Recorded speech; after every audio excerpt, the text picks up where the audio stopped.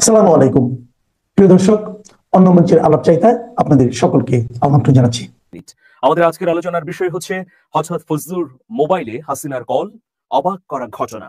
হঠাৎ ফজলুর মোবাইলে হাসিনার কল, এখানে একটা প্রশ্নবোধক চিহ্ন আছে। প্রিয় দর্শক, আপনারা কেমন আছেন? আমি আমিরুল মোমিনিন মানিক আপনাদের প্রত্যেককে আমন্ত্রণ জানাচ্ছি। যারা এই মুহূর্তে আমাকে দেখছেন প্রত্যেকের প্রতি সালাম, আসসালামু আলাইকুম। অত্যন্ত গুরুত্বপূর্ণ একটি বিষয়, এই সময়ে যে বিষয়টিকে ঘিরে টক অব দ্য কান্ট্রি, সেই রকম একটি বিষয়, মানে বিএনপির চেয়ারপারসনের উপদেষ্টা ফজলুর রহমানের কীর্তি নিয়ে এই আলোচনা। আপনাদের প্রশ্ন বা মতামত থাকলে আপনারা অবশ্যই ইউটিউবের কমেন্ট বক্সে গিয়ে লিখুন।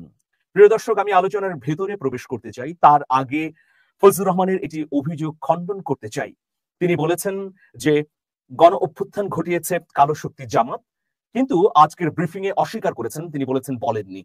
তিনি আসলে কি বলেছেন চলুন সেটা আমরা একবার দেখে নিতে চাই, যে সত্যি কি আসলে ফজলুর রহমান এই মন্তব্যটি করেছিলেন। চলুন আমরা দেখব। যারা 5ই আগস্ট ঘটাইছে কালো শক্তি, সেই কালো শক্তির নাম হলো জামাত ইসলাম। প্রিয় দর্শক, আজকে ফজলুর রহমান কি বললেন সেটাও তো দেখে নেওয়া উচিত, কারণ রাজনৈতিক নেতারা প্রতিনিয়তই দ্বিচারিতা করেন। তারা কথা বলে আবার গণমাধ্যমের উপর চাপিয়ে দেন, বলেন যে না আমি এই ধরনের কথা বলিনি। আসলে তিনি কি বলেননি? তিনি যদি না বলে থাকেন তাহলে তো আমাদের কোনো সমস্যা নেই, বা যারা এর প্রতিবাদ করছে তারা ভুল করছে। চলুন তিনি আজকে কি বললেন। না, তাদেরকে আমি কালো শক্তি বলি না, আপনারা আমাকে দেখান তাইলেন বলবেন। এই যে তিনি স্পষ্টভাবেই বললেন যে আমি কালো শক্তি বলিনি, অথচ আমরা দেখতে পাচ্ছি তিনি ভিডিওতে একই কথা বলেছেন। শুধু তাই নয়, এর একটি ব্যাখ্যাও তিনি দিয়েছেন। প্রিয় দর্শক, তাহলে তিনি এখন কেন না করছেন হঠাৎ করেই? এর পেছনেও নিশ্চয়ই অন্য কোনো কারণ আছে। যাই হোক, বিএনপি চেয়ারপারসনের উপদেষ্টা ফজলুর রহমানকে ঘিরে নানা ধরনের মতামত, মন্তব্য আমরা দেখছি। সোশ্যাল মিডিয়ায় ইতোমধ্যে ভাইরাল হয়েছে এই ঘটনা। নেটিজেনরা অনেক কিছু লিখছেন, অনেক ধরনের মন্তব্য করেছেন। আজকে আমি আলোচনার যে হেডলাইন দিয়েছি, হঠাৎ ফজলুর মোবাইলে হাসিনার কল, অবাক করা যা ঘটলো। একজন নেটিজেন ফেসবুকে লিখেছেন যে গণ অভ্যুত্থানের পর থেকেই ফজলুর রহমান নানা ধরনের মন্তব্য করছেন, যা গণ অভ্যুত্থানের বিপক্ষে যাচ্ছে, আওয়ামী লীগের পক্ষে যাচ্ছে। অনেকে বলছেন, ওই নেটিজেন লিখেছেন যে অনেকে বলছেন যে আওয়ামী লীগের এই দুঃসময়ে যখন বাংলাদেশে বসে কেউ কথা বলতে পারছে না, তখন ফজলুর রহমান আওয়ামী লীগের পক্ষে দুর্দান্ত উচ্চারণ করে যাচ্ছেন দাপটের সঙ্গে, কেউ তাকে থামাবার নেই। তো এইরকম পরিস্থিতিতে তিনি 5ই আগস্ট ঘটিয়েছে কালো শক্তি জামাত এই কথা বলে গণ অভ্যুত্থানে অংশগ্রহণকারী সবার হৃদয়ে আঘাত এনেছেন। অন্যদিকে এই বক্তব্যটি পুরোপুরি আওয়ামী লীগের পক্ষে গিয়েছে, কারণ আওয়ামী লীগ 1 বছর ধরে এই বয়ানই ছড়িয়ে দিতে চেষ্টা করেছিল যে গণ অভ্যুত্থান আসলে জনগণ করেনি, বা এটি গণ অভ্যুত্থান নয়, এটি একটি দাঙ্গা, এটি ঘটিয়েছে জামাত শিবির। সেই কথাই কিন্তু ফজলুর রহমান বললেন। তো নেটিজেন বলছেন, ওই নেটিজেন তার ফেসবুকে লিখেছেন যে এই ধরনের মন্তব্যের পর হঠাৎ করেই ফজলুর রহমানের মোবাইল ফোনে কল আসতে পারে পলাতক শেখ হাসিনার। কল আসার সঙ্গে সঙ্গে ফজলুর রহমান আবেগ আপ্লুত হয়ে মোবাইল ফোনকে জড়িয়ে ধরতে পারেন। এরপর তিনি বলতে পারেন, নেত্রী, আমি আপনার ছাত্রলীগের সভাপতি ছিলাম, কিন্তু আমাকে আপনি কিছুই দেননি। অনেক অনেক সুযোগ সুবিধা আমি চেয়েছিলাম, তা পাইনি, যে কারণে আমি আসলে শিবির পরিবর্তন করে বিএনপিতে যোগ দিয়েছি। এখন আপনার এই দুঃসময়ে আমি জীবনের ঝুঁকি নিয়ে কথা বলছি। অবশেষে আপনি আমাকে ফোন দিলেন, 16 বছর তো আপনি আমাকে ফোন দিলেন না। তখন শেখ হাসিনা যদি বলেন, আচ্ছা তুমি অনেক ভালো কাজ করছো, তোমার প্রতি আমি সন্তুষ্ট, পূর্ণ সন্তুষ্টি নিয়ে তোমাকে বাংলাদেশ আওয়ামী লীগের ভারপ্রাপ্ত সভাপতি করে দিলাম, তুমি বাংলাদেশে আওয়ামী লীগের কার্যক্রম চালিয়ে যাও, তখন কি ঘটতে পারে? এই প্রশ্নটি আবার নেটিজেন করেছেন, যে ফজলুর রহমান শেখ হাসিনার পক্ষ থেকে এই ধরনের কথা শোনার পর কি করতে পারেন। নেটিজেন পরের লাইনে লিখেছেন যে শেখ হাসিনার পক্ষ থেকে আওয়ামী লীগের সভাপতির দায়িত্ব ফজলুর রহমান পাওয়ার পর, এই কথা শোনার পর তিনি অজ্ঞান হয়ে গেলেন, তার হাত থেকে ছুড়ে পড়ে গেল মোবাইল ফোনটি। প্রিয় দর্শক, এই ধরনের অনেক অনেক রসময় কথা, অনেক অনেক ইঙ্গিতবাহী মন্তব্য, তির্যক মন্তব্য এখন ফেসবুকে ছড়িয়ে পড়েছে। কিন্তু ফজলুর রহমানের রাজনৈতিক ইতিহাসও তো আমাদের খানিকটা জানা প্রয়োজন। প্রিয় দর্শক, আসলে তার রাজনৈতিক ইতিহাস সবাই আমরা জানি যে তিনি বাংলাদেশ ছাত্রলীগের কেন্দ্রীয় সভাপতি ছিলেন। ছাত্রলীগের কেন্দ্রীয় সভাপতি হওয়া চারটিখানি কথা নয়, আর একটি ছাত্র সংগঠন, যে ছাত্র সংগঠন অনেক শক্তিশালী, বাংলাদেশের নানা ইতিহাসের বাঁকে তাদের ভূমিকা রয়েছে, এই ছাত্র সংগঠনের সভাপতি হবার পর সম্পূর্ণ ভিন্ন আরেকটি রাজনৈতিক দলে তিনি যুক্ত হলেন, মানে বিএনপিতে এলেন। শুধুমাত্র ফজলুর রহমান নয়, বিএনপিতে আরেকজন আছেন যিনিও ছাত্রলীগের কেন্দ্রীয় সভাপতি ছিলেন, পরে সুযোগ সুবিধা না পেয়ে, অনেকে বলে থাকেন, এটা আমার কথা নয়, যে তিনি বিএনপিতে এসেছেন। তিনি হচ্ছেন হাবিবুর রহমান হাবিব।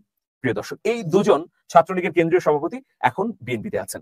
অনেকে অবাক হতে পারেন যে ছাত্রলীগের মতো সংগঠনের সর্বোচ্চ পদে গিয়ে আবার বিএনপিতে এলেন, হেতু কি, রহস্য কি? অবশ্যই না পাওয়ার হিসেব নিকেশ তো আছেই। প্রিয় দর্শক, এখন আমরা দেখে নিতে চাই যে হাবিবুর রহমান হাবিব রাজনৈতিক ক্যারিয়ারে কি সাফল্য যুক্ত করেছেন। চলুন, এই ধরনের একটা তথ্য আমাদের কাছে আছে, আমরা দেখাতে চাই। আমরা উইকিপিডিয়া থেকে এই তথ্যটি নিয়েছি। দেখুন, নিশ্চয়ই দেখতে পাচ্ছেন যে তিনি 1986 সালে কিশোরগঞ্জ 3 থেকে বাংলাদেশ আওয়ামী লীগের হয়ে নির্বাচন করে বিজয়ী হয়েছেন। মানে হুসেইন মোহাম্মদ এরশাদ তার স্বৈর শাসনের আমলে দুটো নির্বাচন দিয়েছিলেন, 86 এবং 88। তো 86-তে অংশগ্রহণ করে তিনি আওয়ামী লীগের পক্ষ থেকে এমপি হয়েছিলেন। 91-এ তিনি আওয়ামী লীগের পক্ষ থেকে অংশগ্রহণ করে 40,000 ভোট পেয়েছিলেন, পরাজিত হয়েছেন। 2001-এ কৃষক শ্রমিক জনতা লীগ থেকে অংশ নিয়ে তিনি 63,656 ভোট পেয়েছিলেন। 2001-এ তিনি কৃষক শ্রমিক জনতা লীগ করতেন। এটি হচ্ছে বঙ্গবীর কাদের সিদ্দিকীর রাজনৈতিক দল। কৃষক শ্রমিক জনতা লীগের সাধারণ সম্পাদক ছিলেন ফজলুর রহমান। তিনি 2001-এও জিততে পারেননি। 96 সালে তিনি স্বতন্ত্র নির্বাচন করেও জিততে পারেননি। এটি বিএনপি করেছিল নির্বাচন। ওই নির্বাচনের মেয়াদ, মানে নির্বাচনকালীন সরকারের মেয়াদ খুবই অল্প সময়ের জন্য ছিল, মাত্র 3 থেকে 4 মাসের জন্য ছিল। ওই সংসদেই আসলে তত্ত্বাবধায়ক সরকারের বিল পাশ হয়, আপনারা সবাই জানেন। 96-এর ওই নির্বাচনে আওয়ামী লীগ, জামাত সহ গুরুত্বপূর্ণ রাজনৈতিক দলগুলো অংশগ্রহণ করেনি। এরপর 2008 সালে তিনি বাংলাদেশ জাতীয়তাবাদী দল থেকে প্রতিদ্বন্দ্বিতা করে 92,000 ভোট পান, কিন্তু পরাজিত হন। 2018 সালে বিএনপির পক্ষ থেকে আবার নির্বাচন করেন, তিনি ভোট পান 4,908 ভোট। এটাকে কিন্তু রাতের ভোট বলা হয়। এই রাতের ভোটেও তার নেত্রী শেখ হাসিনা তাকে বিজয়ী করেননি। এই হচ্ছে ফজলুর রহমানের রাজনৈতিক ইতিহাস। প্রিয় দর্শক, আপনারা দেখে নিলেন তিনি কেন হঠাৎ করেই এই ধরনের কথা বলছেন, এই ধরনের কথা বলার রহস্য কি। তিনি 5ই আগস্ট 2024-এর গণ অভ্যুত্থানের পর থেকেই কিন্তু নানা ধরনের বিরূপ মন্তব্য করছেন। তিনি 16 বছর ধরে আওয়ামী লীগের বিরুদ্ধে কথা বলেছেন, নিঃসন্দেহে এটা স্বীকার করতেই হবে। কিন্তু 5ই আগস্টের পরে, হাসিনা সরকারের পতন হওয়ার পর তিনি কেন মন খারাপ করলেন, এই প্রশ্নটি তো অনেকেই করতে পারেন যে তার মন খারাপের কারণ কি। দেখুন, আজকে তিনি আবার অনেক ধরনের মন্তব্য করেছেন। তিনি বলেছেন যে আমি মবের শিকার হয়েছি, আমার জন্য দোয়া করবেন। মবের শিকার দাবি করে দোয়া চাইলেন ফজলুর রহমান। আপনারা জানেন যে ফজলুর রহমানের বাসার সামনে কিছু সংখ্যক ছাত্র অবস্থান করছে। গত রাতেও তারা রাত জেগে ফজলুর রহমানের বাসা পাহারা দিয়েছে, আজকেও তারা সেখানে অবস্থান করছেন। তারা দ্রুততম সময়ের মধ্যে ফজলুর রহমানের গ্রেফতার চাইছেন। ইতিমধ্যে সেনাবাহিনী এবং পুলিশ বাহিনীর সদস্যরা সেখানে অবস্থান নিয়েছে। তো ফজলুর রহমান কি আসলে মবে আক্রান্ত হতে যাচ্ছেন, এটা একটা প্রশ্ন। অথবা তিনি যে মন্তব্য করেছেন তার সুরাহা কি? আমরা জানি যে বিএনপির পক্ষ থেকে তাকে একটি শোকজ করা হয়েছে। সেই শোকজের তিনি জবাব দেবেন না বলে স্পষ্ট জানিয়ে দিয়েছেন। আজকে তিনি সাংবাদিকদের বলেছেন যে যা কিছু বলতে হয় আমি আমার দলকে বলবো, কোনো ব্যক্তিবর্গ বা মিডিয়াকে বলবো না। তো ফজলুর রহমানের শোকজের জবাব এখনো বিএনপি পায়নি। ফলশ্রুতিতে 24 ঘন্টার সময়কে বাড়িয়ে 48 ঘন্টা করা হয়েছে। ফজলুর রহমানকে আরো 24 ঘন্টার সময় বিএনপি দিয়েছে। এই সময়ের মধ্যে যদি তিনি কোনো উত্তর না দেন, তাহলে হয়তো ব্যবস্থা গ্রহণ করা হবে। আমি খবরটি আপনাদেরকে জানাচ্ছি যে বিএনপি চেয়ারপারসনের উপদেষ্টা অ্যাডভোকেট ফজলুর রহমানকে শোকজের জবাব দিতে আরো 24 ঘন্টা সময় বাড়িয়ে দেওয়া হয়েছে।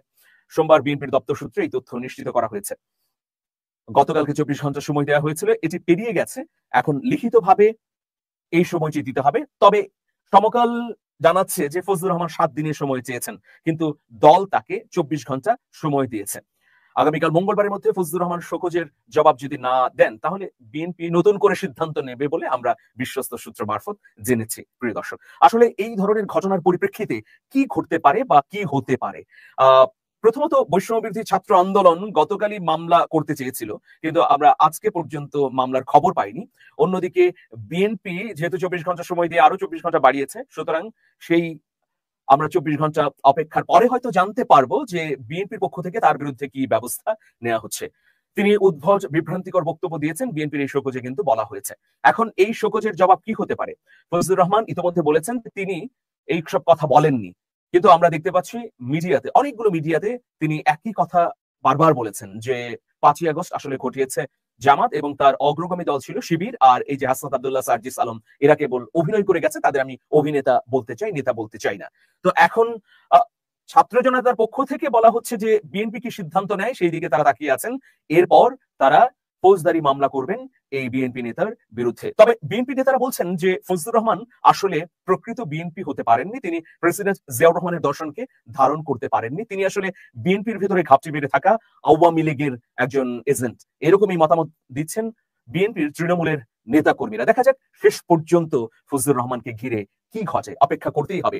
তবে ওই যে নেটিজেনদের কাছ থেকে পাওয়া ফোন আলাপের কাল্পনিক এই ঘটনা, এটি কিন্তু সত্যিও হতে পারে। একটা তথ্য দিয়ে দেই, সাংবাদিক মাসুদ কামালের বিভিন্ন মন্তব্য বিভিন্ন সময়ে আওয়ামী লীগের পক্ষে যায়। একটি টকশোতে তিনি বলেছেন যে এই কারণে আওয়ামী লীগের অনেক নেতা হোয়াটসঅ্যাপে মাসুদ কামালকে ফোন করেন। এখন ফজলুর রহমান ধারাবাহিকভাবে আওয়ামী লীগের এই দুঃসময়ে কথা বলার কারণে তার কাছে যদি শেখ হাসিনার ফোন আসে, তাহলে নিশ্চয়ই সেটা অস্বাভাবিক কোনো ঘটনা হবে না।